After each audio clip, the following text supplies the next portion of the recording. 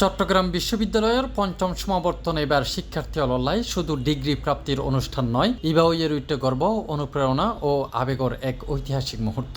কারণ এবারও সমাবর্তন বক্তা হিসেবে আইয়ের শান্তিতে নোবেল পুরস্কার জয়ী অধ্যাপক ডক্টর মোহাম্মদ ইউনূস। প্রথমত সে একজন অ্যালামনাই, সে একজন শিক্ষক, সে আমাদের ইউনিভার্সিটির একটা পার্ট, তার নামে আমাদের একটা ফ্যাকাল্টি আছে।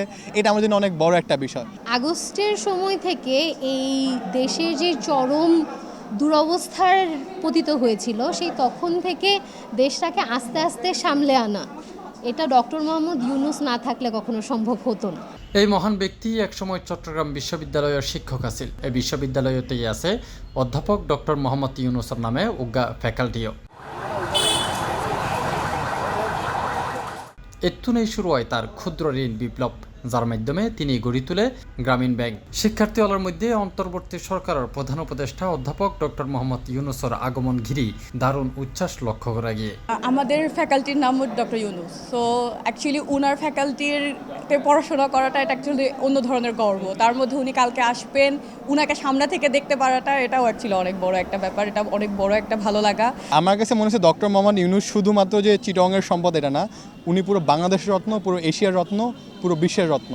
And to be very honest, Chittagong university student হিসেবে এবং কারেন্ট অ্যালামনাই হিসেবে যখন when you get to know that fact যে ডক্টর মোহাম্মদ ইউনূস আমাদের ইউনিভার্সিটি টিচার ছিলেন এবং তার যে নোবেল পুরস্কার যে প্রজেক্টের জন্য সে পাইছে, সেই জিনিসটা যে জন্মভূমি এই জোবরা গ্রামেই হয়েছে, সেই জিনিসটার যে বীজ বপন এই চিটং ইউনিভার্সিটি থেকে হয়েছিল, এটা আমাদের জন্য একটা বড় বিষয়। এরকম মানুষের আদর এরা সমাবর্তনের সার্টিফিকেট পাইবি অবশ্যই আনন্দের, এবং আরা যে দীর্ঘদিন পর হইলো এই প্রফেসর ইউনূসের আর এই সমাবর্তন আমন্ত্রণ জানাতে পাইছি, আরা খুব আনন্দ। বিশ্ববিদ্যালয় কর্তৃপক্ষ অধ্যাপক ইউনূসরে সম্মানসূচক ডিলিট ডিগ্রি প্রদান করিব এই সমাবর্তনত।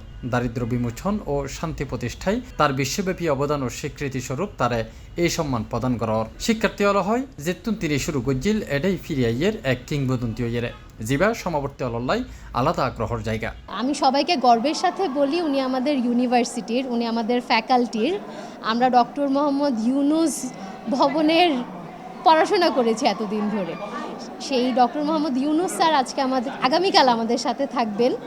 সো এটা অনেক বড় একটা গর্বের বিষয় অ্যান্ড অ্যাচিভমেন্টের বিষয়। কালকে সরাসরি ওনাকে দেখব, খুবই এক্সাইটেড। বাংলাদেশের প্রথম নোবেল বিজয়ী, তার উপস্থিতি অবশ্যই আরও সমাবর্তনের অন্যান্য সমাবর্তনগুলোর তুলনায় আরও অধিক সুন্দর করে তুলব আইয়ান মনে করি আর কি।